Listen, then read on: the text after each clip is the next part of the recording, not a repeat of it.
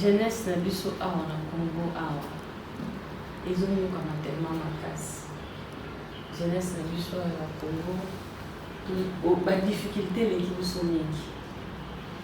nayebi te likanisi nini nano oyo ya malamu oyo ozwi mpona biso moko bato tozali awa na kati mpe toza na likanisi ya kobima te me toza na besoin kaka tofanda mpe awa na kati me tovivre mpe malamu na kati ya société. Likanisi nini oyo eza nango? D'abord, la nomination va administrateur du territoire. La gêne, l'efficacité, on a géré. La formation, on a préparé. Pour ce qui est toujours préparé, les relèves. Relève à notre but qu'il faut que les bateaux, les bateaux, les bateaux, la jeunesse ne soit pas tanguée à quoi gérer, les gênes. Par contre, les dirigeants, c'est dans le territoire, l'administrateur du territoire. Et puis, deuxièmement, la société est ça dans le territoire, parce qu'avec jeunesse, on a la mobilité, et la facile, disponibilité à ça, et puis dynamisme, on a courage, on peut ça l'énergie, et c'est comme un jeune. Donc, on va ça dans le projet à 145. Tout le monde appelle le président Joseph Félix Antoine Tshisekedi. Ce qui est le modèle pour la vie, parce que ce qui est Moutumabe, mais toujours vivre le président ya Kalate. Angaka lukele makambu soit bakangaye soit bakanga batunaye asala kina bango soit mais anaxi biso ke il faut bolingo ezala, il faut continuité à faire politique ezala. Donc pour la biso démocratie et puis si biso est là et malamu, il faut tout continuer na wala comme bango bali ba jeune biso peut tout ba jeune. Tout ce makambo ya critiquer, tout ce makambo ya kofinga eza culture na biso te. Tout le candidat doit approcher ba dirigeant na biso, tout peut savoir makanisi malamu o biso toza nango po bango pe ba kotisa na ba décision na bango et bango na biso na bango elongo to ko sala pour que le Congo et lobby était Mbote balanja température sociale, merci na ndenge bopesa biso confiance ya kolanda biso tango nyonso surtout. Lelo oyo na cadre kaka ya koluka solution pour na bagene de kokutana na monsieur Henri Mazabi oyo alobelaka mingi jeunesse africaine pe congolaise. Tolingi totuna ye mwa mituna moke po toyeba na bokuse nini oye azokanisa vraiment pour la jeunesse pour surtout monde toyebi ndenge jeunesse congolaise pe africaine et mona na kalibanda ya mboka lolenge kani ba traitaka jeunesse africaine pe jeunesse congolaise à l'étranger.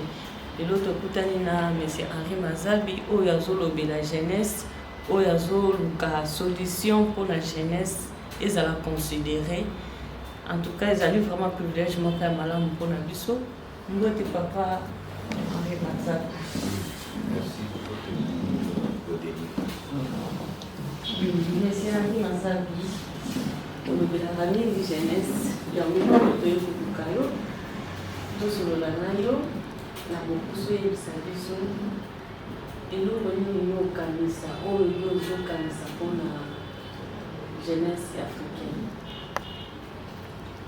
Bon, ça vraiment il passe mingi tant on a la télévision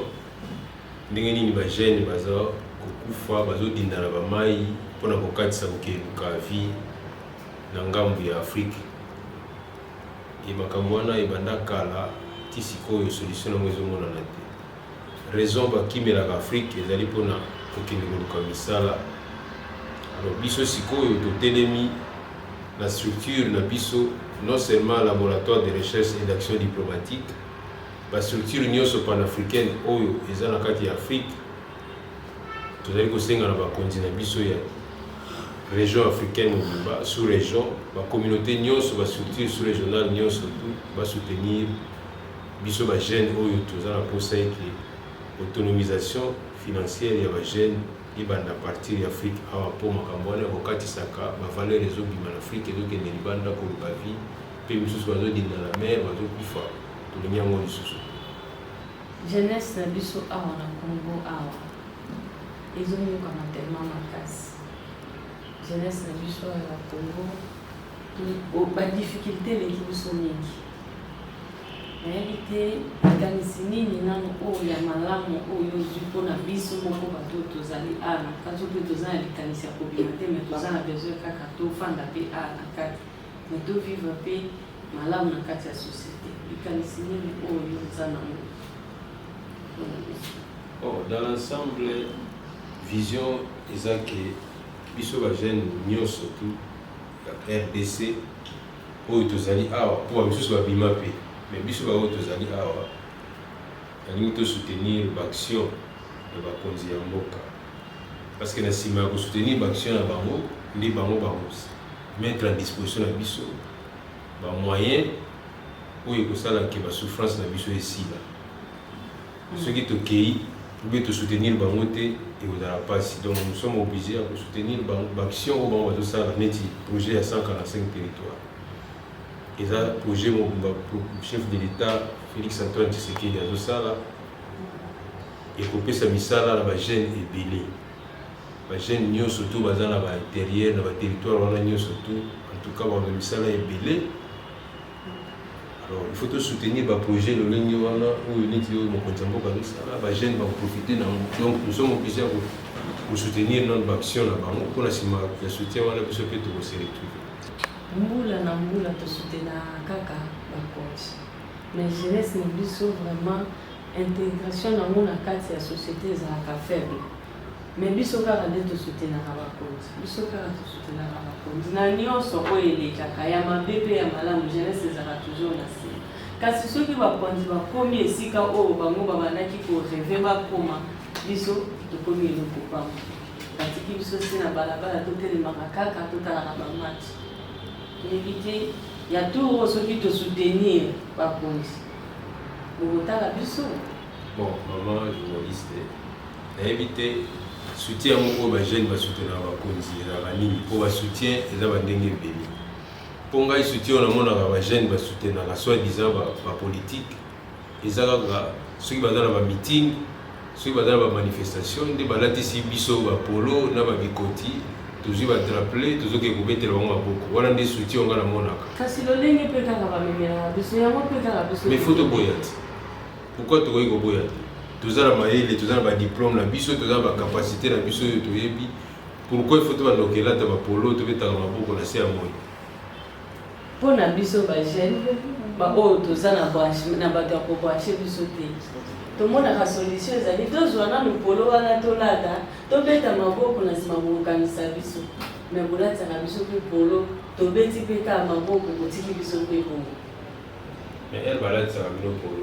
est ce que ezala protocole d'accord bosinya biloko tolati polo lelo lobi soko oleki kanisa mpe biso obe bolataka kaka polo mpo ozwaki 2000 francs ozwi 3000 francs olati polo esili kaka mokolo wana esili liloba oyo biso tolatelaka polo mingi ezalaka kaka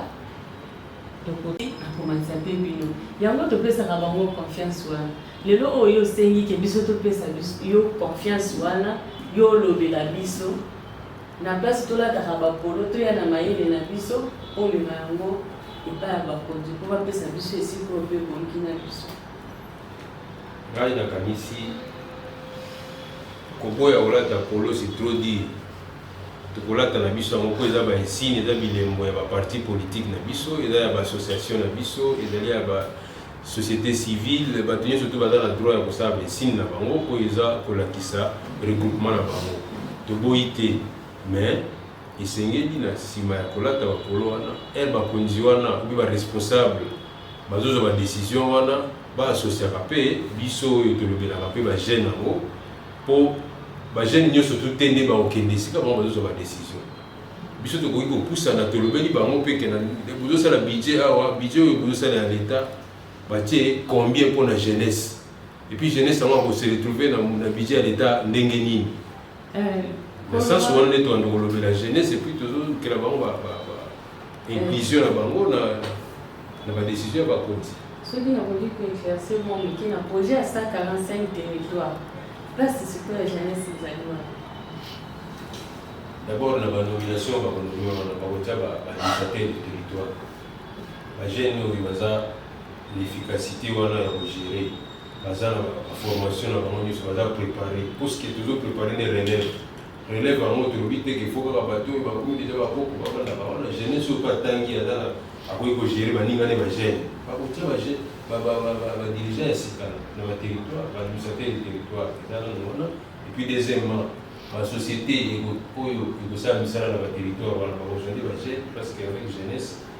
on a la mobilité eza facile disponibilité ya kosala yango nyonso ezali et puis dynamisme wana courage oyo ezopesa baénergie ebele eza eka bagene donc bango nde bakoza misala ebele na projet ya 145 awa mpe na mboka na biso baoffre ebele ya makambo ya gouvernement eyaka na baparti politique ebongo bagene oyo baza na parti politique te bakosala ndenge nini mpo baintegre na kati ya baprojet ya mokonzi nga nakanisi wana ezalaka mpenza idéologie na biso te misala ezali nango bien sûr ke eza moke mais bappel d'offre balansaka awa mpona barecrutement batena compte ya baparti politique te et vision ya président de la république eza makambo ya parti politique te ye azolite mpona tout jeune à se retrouver donc sans couleur politique peu importe siko ozali pourquoi motu po se retrouver fo aza na parti politique eza makambo wana nga napuyaka yango te mpe na ndimi yango te je ne suis pas pour ceux qui pensent à ça donc en tout cas wana eza vision mokonzi ya mboka te liti oyo bandi président ya jeunesse Henri Masabi ezali na dire moko déterminé to eza na vision mosusu eza na nsima ya liti yango bon vision na biso eza ke jeunesse a se préparé pour la relève ya Congo de demain comme biso tozalaki bana mike bayesaki biso l'avenir du Congo c'est la jeunesse sikoyo tokomi lelo oyo boye ekomi époque na biso tozwa relève to préparé sikoyo baoyo mpe bakoya na nsima na biso donc eza na délai déterminé te donc naokunda lite oyo ti jeunesse akozwa en prise totale ya la gestion ya bainstitution na biso nyonso nde na CPI na otika te me conseil mpo baoyo bakoya tokopesa bango conseil comme expert donc en tout cas M. Henri Masabi na oyo olobi econvaincre ngaki biso bagene toya ebele epai na yo mpo kotika biso quelque part te mpo bamisusu mpe baprometaki kaka biso bongo lelo batika biso ndenge kotika te nga nazoloba toujours tozwa modèle toza na 5 président oyo baleka na mboka oyo me toza na mibale po misusu bakufa baza suna bango te me tolanda volonté politique ya président Félix Tshisekedi na ya Joseph Kabila lelo oyo tozomona toza na président ya kala na mboka na biso azotambola aza mpe libre azoya bato mpe bazobetela ye maboko aza na kati ya pays na biso parce qu'il a manifesté une volonté politique ya passation pacifique ya pouvoir na moninga na ye oyo aza libre tozomona mpe lelo président Félix Antoine Tshisekedi soki lelo aza modèle mpona biso parce que soki azalaki motu mabe mais tozomvivre na président ya kala te angaka lukela ye makambo soit bakanga ye soit bakanga bato na ye asalaki na bango soit mais alakisi biso ke il faut bolingo ezala il faut continuité ya baffaire politique ezala donc mpona biso démocratie epesi biso élan ya malamu il faut tocontinue nango alors comme bango mibale baya bajeune biso mpe toza bajeune totika makambo ya kokritike totika makambo ya kofinga eza culture na biso te toluka nde toapproche badirigant na biso topesa bango makanisi malamu oyo biso toza nango mpo bango mpe bakotisa yango na badécision na bango e bango na biso na bango elongo tokosala pour que le Congo elobi etelema. Monsieur le Président, yebi ke awa na Kinshasa awa na Congo na biso awa bajene nyonso te moto bazwaki mwa chance wana ya kotanga bajene ebele mpe bazosala mobulu wana eze mpo bayebi ata te eloko nini ya kosala lobi nayebi te soki eza mpe na baformation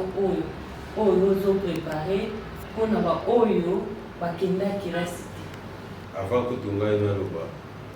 toza deja na ministère oyo etali makambo ya profession nini formation professionnelle na métier ministère mobimba. Donc ngam na tchaki yango te eza bakonzi ya mboka nde batia ministère wana na gouvernement ezali elakisi ke bato nyonso tu te nde bakende bauniversité yango ministère wana ezali métier ezali INPP ezali biso mpe tobongisi programme mpona korécupérer bajeune mosusu wana tokotisa bango na formation professionnelle bayekolaki maçonnerie na bango bayekola électricité bâtiment bayekola mpona bana basi baesthétique couper couture formation nyonso oyo ekotinda bango directement bakota na vie professionnelle et ce qui esengi eke tolukela bango mwa mbongo mpona tobooster formation na bango ekoma koproduire mbongo tokosala yango toza wana mpona koencadre bajeune wana nyonso tu mpo makambo ya kikulu na oyo eza lie na bajeune désœuvré bana eloko kosala te banda ntongo ti ere moko boye namoni kaka melani biamba melana ye bagene alela butu akomi na makanisi ya kelebeta bato bambeli il faut ici là il faut récupérer jeunesse na formation akanisaki mpe ke jeunesse oyo ya biso lokola etangi te adébloke ata fond moko boye mpona koforme bango gratuitement mpo baza mpe na bambongo te ya kolanda baformation misusu baoyo baza na posa ya kozala forme. Président kala mingi te na tourné na ye na Grand Kasai apesaki espoir na jeunesse alobaki jeunesse aperdre espoir te ye komba na ye ezali nde na jeunesse kala mingi te auti kopesa mpe bathématique na ye soit bathème misato oyo ezali mpona komba na ye ya mandature na ye ya président ya CAC alobi azosalela éducation santé et puis culture biloko wana nyonso to wana c'est lié à la jeunesse babimisaka badeblokaka fond te ke fond yango oyo kaka mpona bajeune oyo basali misala te te déjà du fait que il y a un ministère na kati ya gouvernement na ye oyo ezotali makambo ya formation professionnelle na métier donc biso nde bato tokopusana pembeni ya ministère wana mpo tolobela bajeune wana ke non na ministère oyo ya formation professionnelle tala tozali na bajeune autant baza na formation te soki moyen ezali bo aligné bango basala formation wana kuna bango nde bakosala formation wana bakofuta ata eloko moko te nyonso eza bafaveur président atie alors comme bango bakoki kopusana pembeni kuna te biso nde tokopusana toke kolukela bango basolution mais président aza na mbongo moko te akoki koloba oyo eza kaka temps totie yango mpona toforme bato ministère wana nde motu ekosala nyonso wana ensemble na biso balobeli ya jeunesse. Mais c'est un livre Mazabi. Si comme ceux qui balingi bakota na kati ya structure wana bakosala ndenge nini mpo bakota na kati ya structure wana oyo tozobongisa mpona jeunesse. Bino boza bacoordonné na ngai bokopesa bato ngai naza na ngai oyo nyonso aza nakosa numéro ya telefone na ngai je suis ouvert à tout moment bakokomela ngai bakoya tokosola biro mpe yango ezali awa toza te ke tozolobela couleur politique moko boye toza oyo nyonso toza prêt ya koya aza ma baparti politique eza makambo lisanga ya bajeune toza kopusa bajeune nyonso eza oza kimbangiste oza protestant oza catholique oza na AFDC oza na IDPS oza na PPRD oza na MLC oza mpe na parti politique te yaka nanu tosangisa makanisi esika moko moto aloba problème yango eza nini biso mpe toyebisa bakonzi ya mboka ke tala problème toza nango sikoyo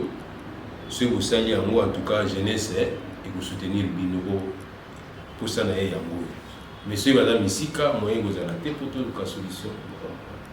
Ok, merci vraiment, merci beaucoup monsieur Henri Mazabi na ndenge ya biso na kati ya lelo na yo bandeko balandi ya température sociale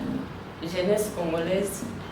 na cadre ka ya koluka basolution na bamakambo na biso ya mike oyo tolobaka na mosika na quartier yango wana na ye lelo awa kosolola na monsieur Henri Mazabi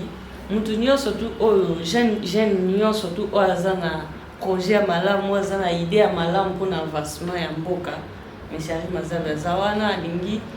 kosolola na bino mpo bozwa solution ensemble ndenge nini bokoki kosala mpo makambo nyonso tu ekende malamu. Un grand merci na nzambe, merci monsieur